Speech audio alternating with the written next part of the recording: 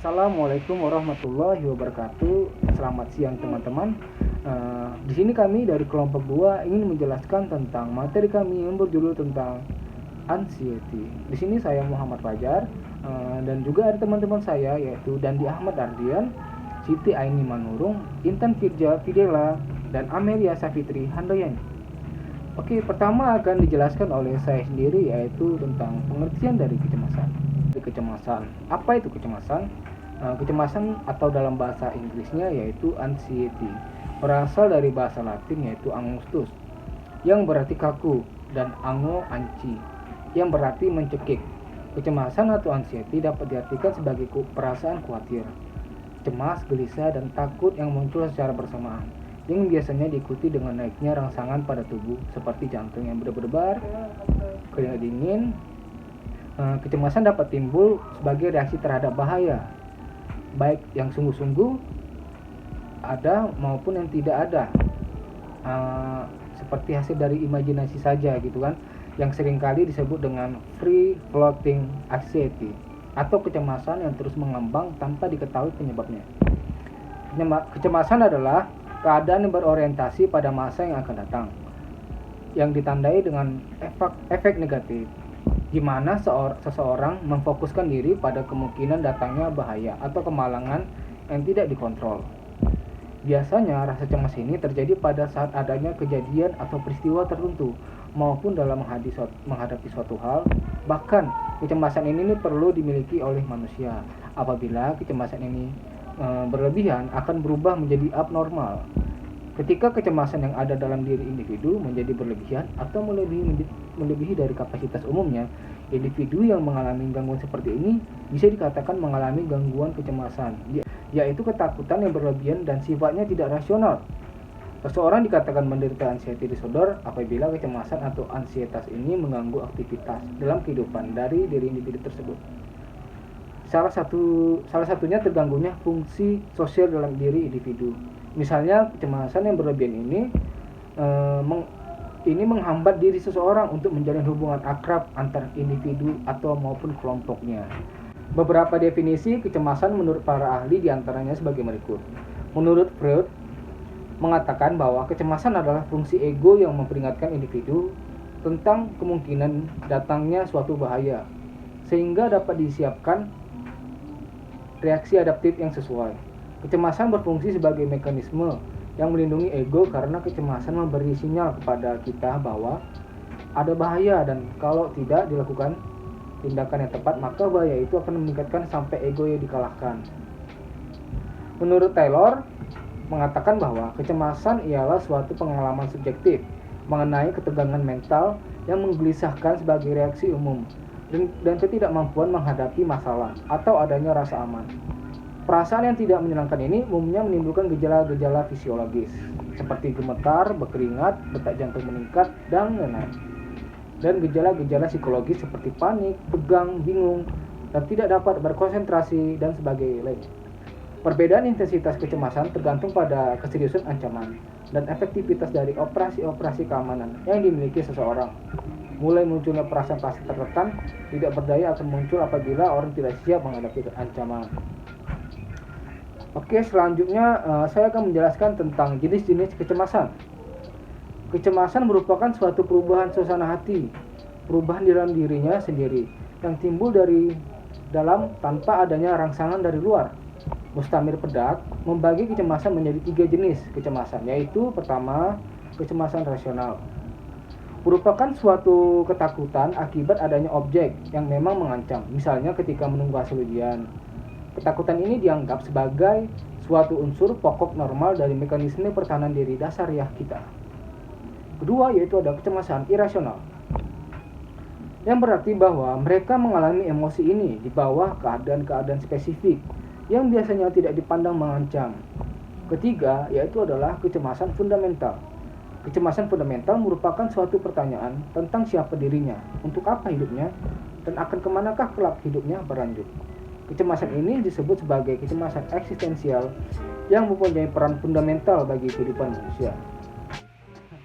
Sedangkan Kartono-Kartini membagi kecemasan menjadi 2 jenis kecemasan, yaitu kecemasan ringan dan kecemasan berat. Kecemasan ringan dibagi menjadi dua kategori, yaitu ringan sebentar dan ringan lama. Kecemasan ini sangat bermanfaat bagi perkembangan kepribadian seseorang, karena kecemasan ini dapat menjadi suatu tantangan bagi seorang individu untuk mengatasinya. Kecemasan ringan yang muncul sebentar adalah suatu kecemasan yang wajar terjadi pada individu akibat situasi-situasi yang mengancam dan individu tersebut tidak dapat mengatasinya, sehingga timbul kecemasan. Kecemasan ini akan bermanfaat bagi individu untuk lebih berhati-hati dalam menghadapi situasi-situasi yang sama di kemudian hari. Nah, kecemasan ringan yang lama adalah kecemasan yang dapat diatasi, tetapi karena individu tersebut tidak segera mengatasi penyebabnya, munculnya kecemasan, maka kecemasan tersebut mengedap lama dalam diri individu. Nah, kecemasan berat adalah kecemasan yang terlalu berat dalam berakar secara mendalam dalam diri seseorang. Apabila seseorang mengalami kecemasan semacam ini, maka biasanya ia tidak dapat mengatasinya. Kecemasan ini mempunyai akibat menghambat atau merugikan perkembangan kepribadian seseorang. Kecemasan ini dibagi menjadi dua, yaitu kecemasan berat yang sebentar dan lama. Kecemasan berat tetapi munculnya sebentar dapat menimbulkan traumatis pada individu jika menghadapi situasi yang sama dengan situasi penyebab munculnya kecemasan. Sedangkan kecemasan yang berat tetapi munculnya lama akan merusak kepribadian individu.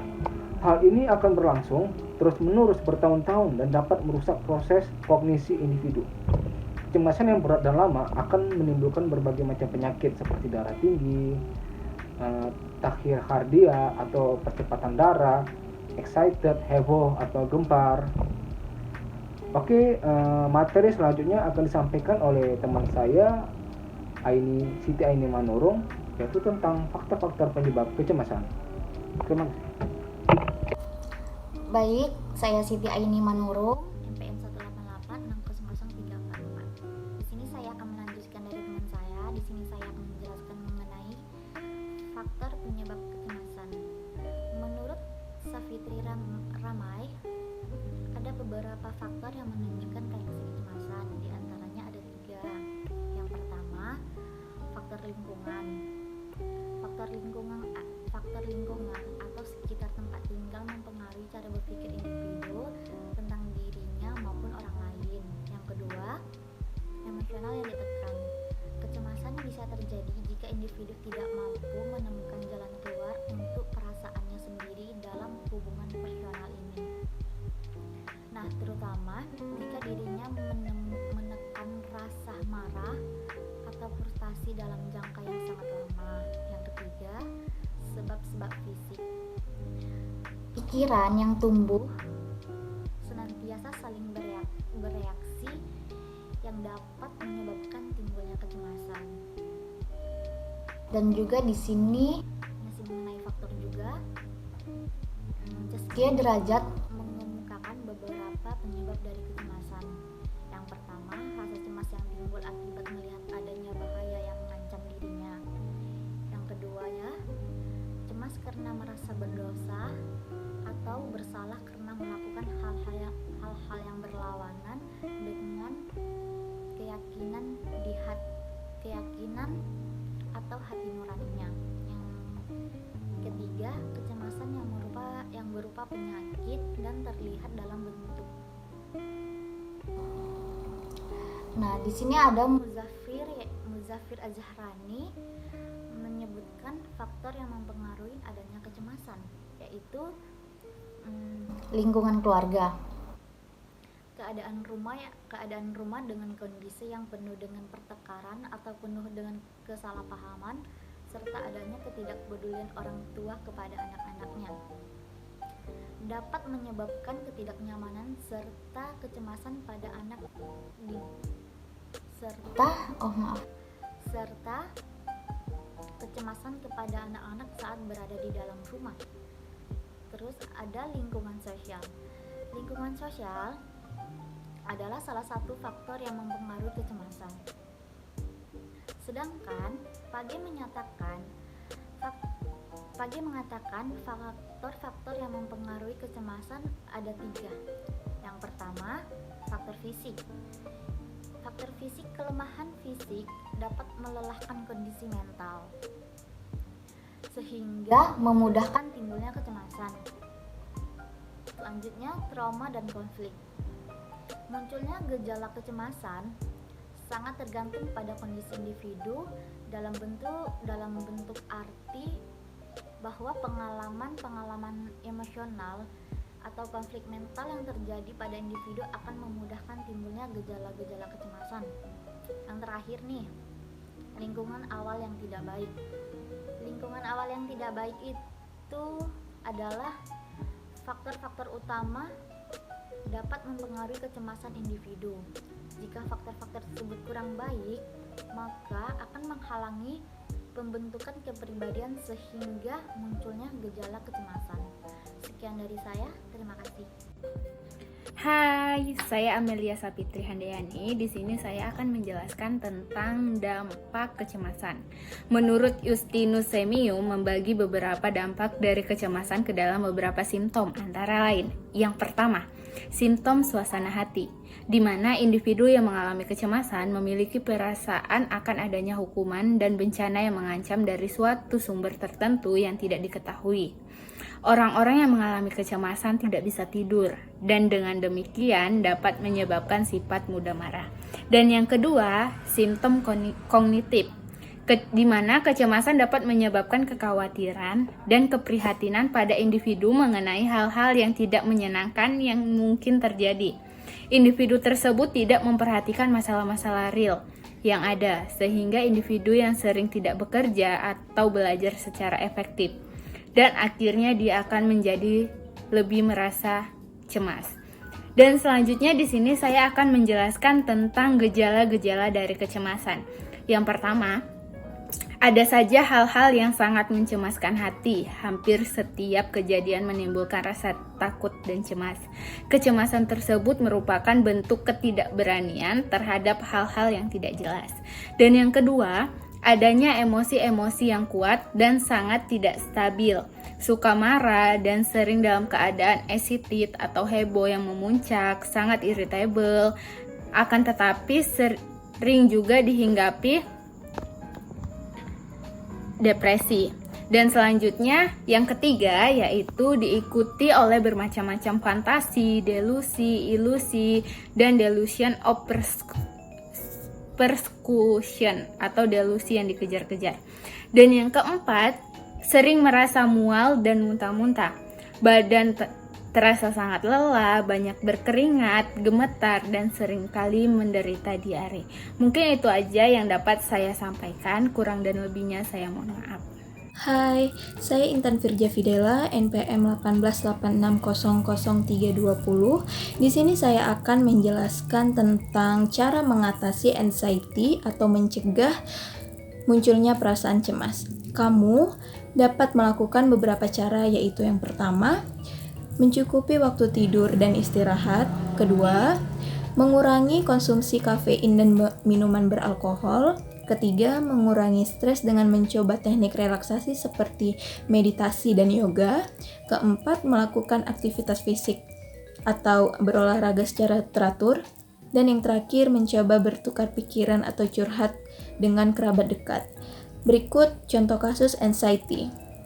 R atau inisial nama, kelihatannya pintar dan selalu melakukan yang terbaik. R menyukai hal yang berhubungan dengan seni dan pandai melukis. Tetapi ia sangat berbeda ketika diminta untuk mengerjakan soal-soal di depan kelas.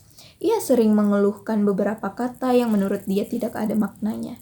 Ketakutan terhadap kemampuan membacanya menimbulkan masalah di sekolahnya, juga dengan temannya. Ia kadang merasa marah akan sesuatu dan sulit menenangkan diri. Ia tampak khawatir terhadap segala hal, selalu cemas akan bencana yang akan menimpa dirinya ketika ia berinteraksi dengan orang lain, terutama teman-temannya di sekolahnya. Jika ia gagal menciptakan sesuatu seperti yang ia harapkan, ia akan marah dan memukul ke segala arah dan membentur-benturkan kepalanya di tembok, di rumahnya, Keluarga R sering melihat tingkah lakunya yang selalu menunjukkan kecemasan dan kekhawatiran mengenai sesuatu hal yang mengganggu tidurnya. Ia selalu gelisah dan menyebabkan jatuh sakit. Kecemasannya itu membuat dia selalu menolak membaca buku pelajaran dan selalu merasa takut untuk bersosialisasi dan berinteraksi dengan orang lain karena tahu tidak terlalu banyak kata yang dikuasainya. Sekian, terima kasih penjelasan dari saya. Selanjutnya, saya Dandi Amal Ardian, saya akan menjelaskan contoh kasus anxiety. Sebelum saya menjelaskan cara penanganan terkait dengan kasus anxiety ini, saya akan memutar suatu video, contoh kasus video orang yang mengalami anxiety. Oke. Tekanan darah gue lagi rendah. Terus tadi setiap gue mau tidur gue kebangun, gue anxiety attack. Gue bolak-balik sampai gue mual. Nafas gue lagi gak beraturan. Terus gue juga sendirian di rumah. Ayo, pasti bisa. Jadi tadi gue lagi tidur sambil nunggu Netflix. Gue kebangun karena gue anxiety attack. Ini makanya gue bikin video. Sebenarnya gue ngasal banget. Gue ngedistract. Ini cara gue ngedistract anxiety gue. Karena ini udah jam berapa ya? Jam 11. Gue udah gak bisa nelfon siapa-siapa lagi. Masih cemas mau nelfon siapa juga gue gak tahu nih. Semuanya udah pada tidur. Beginilah gue setiap anxiety attack gue selalu sendirian dari 2016. Kalau dulu gue bisa sampai nangis, sekarang gue udah bosen nangis, udah bosen. Sorry, rambut gue berantakan. Gue udah gak peduli penampilan. Anxiety-nya parah cuy. Ini video perdana gue nunjukin gue lagi anxious. Ini anxious parah banget nih. Karena gue hari Sabtu ada talk show 2 biji. Mungkin. Terus gue juga besok ada syuting sama CNN. Damn. Oke, setelah kita melihat video tadi, kita bisa mengetahui keresahan pada orang yang memiliki gangguan anxiety.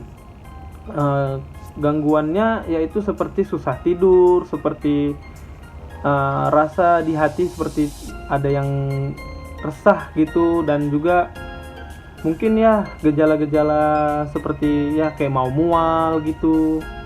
Dan saya juga sekarang ingin menjelaskan cara penanganan untuk gangguan anxiety.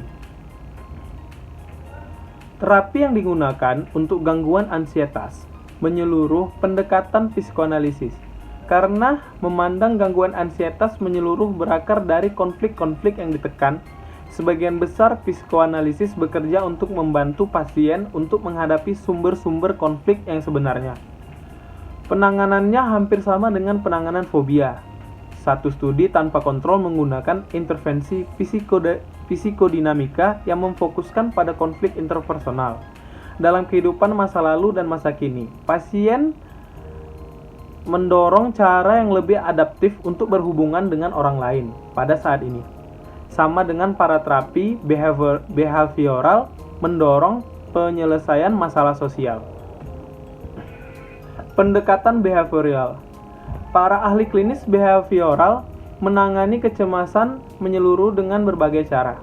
Jika terapis menganggap kecemasan sebagai serangkaian respon terhadap berbagai situasi yang diidentifikasi, apa yang tampak sebagai kecemasan yang bebas mengalir dapat diformulasi ulang pada satu fobia atau lebih atau kecemasan berisyarat.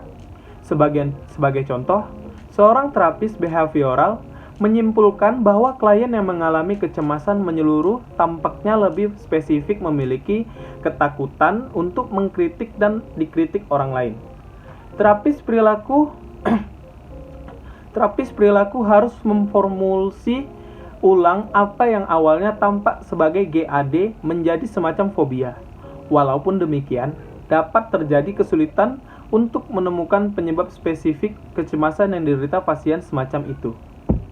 Kesulitan ini memicu para ahli klinis behavioral untuk memberikan penanganan yang lebih umum, seperti training relaksasi intensif, dengan harapan bahwa belajar untuk rileks ketika mulai merasa tegang seiring mereka menjalani hidup akan mencegah kecemasan berkembang tanpa kendali. Para pasien diajarkan untuk melemaskan ketegangan tingkat rendah, merespon kecemasan yang baru muncul dengan relaksasi daripada dengan kepanikan. Terapis kognitif behavioral juga memakai kombinasi teknik untuk menangani gangguan kecemasan menyeluruh atau GAD. Termasuk dalam teknik-teknik ini adalah pelatihan keterampilan self-relaxation, belajar untuk mengganti pikiran-pikiran intrusif dan mencemaskan dengan pikiran-pikiran yang adaptif, belajar keterampilan untuk dekatastrovisasi atau menghindar kecenderungan untuk berpikir yang buruk. Dalam studi yang terkontrol, pendekatan kognitif behavioral dalam menangani GAD telah menunjukkan manfaat lebih besar dibandingkan kondisi terkontrol lain atau terapi alternatif lain. Sekian dari kelompok kami yang sudah memberikan materi tentang anxiety. Kurang lebihnya kami mohon maaf. Sekian dari kelompok 2. Wassalamualaikum warahmatullahi wabarakatuh.